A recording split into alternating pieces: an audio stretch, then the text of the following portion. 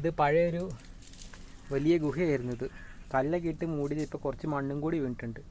വീണ്ടും പോലെ പാറ. ഇത് കുറേ പേര് കണ്ടിട്ടുള്ള സ്ഥലമാണെങ്കിൽ ഇത് ഈ ഭാഗം ആരും കണ്ടിട്ടില്ല. ഇതുവരെ തെളിച്ചിട്ടില്ല ഈ ഭാഗം. അതുകൊണ്ട് ആർക്കും കാണാൻ പറ്റിയിട്ടില്ല. അത്ര അടിപൊളി സ്ഥലം ഇത്.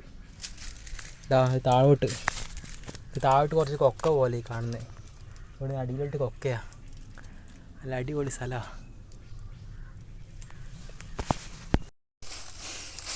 ഈറ്റ സ്ഥലങ്ങളിൽ കൂടെയൊക്കെയാണ്, ഇതിലൂടെയൊക്കെ വെള്ളം നിറഞ്ഞിട്ടാണ് അവിടെ ഇത് തിന്നത്. കണ്ടോ, കണ്ടത് വലിയ താഴ്ചയുള്ള സ്ഥലം അത്.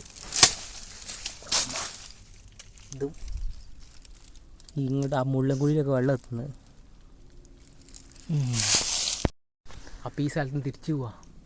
ഇരുട്ടാകാനായി. പൂച്ചപ്പാട, നല്ല അടിപൊളി പൂച്ചപ്പഴമുണ്ട്. പക്ഷേ പൂച്ചപ്പഴം നിൽക്കുന്നപ്പോൾ സ്ഥലമില്ല. അപ്പോൾ ഞാൻ പോവാം.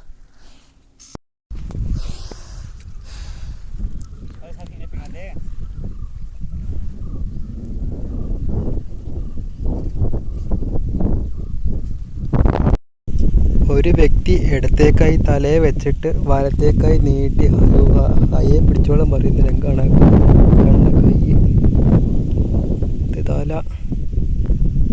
തലേനുറ കൈ വെച്ചേക്കുന്നത്, കൈമുട്ട് മടക്കി തലേനുറ കൈ വെച്ചേക്കുന്നത്.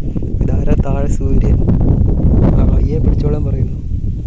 പിടിച്ചേക്കാം. ഇതുണ്ടോ സൂര്യനിലൊരു വളയം ഉണ്ട്. ഇവിടെ അത് കാണാൻ പറ്റുന്നില്ല.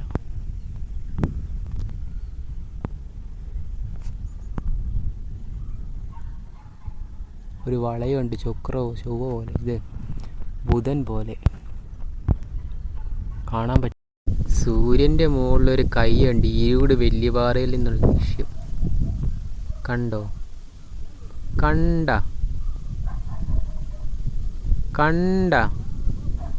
അതിൻ്റെ മണ്ട രണ്ട് കൈ കണ്ടോ?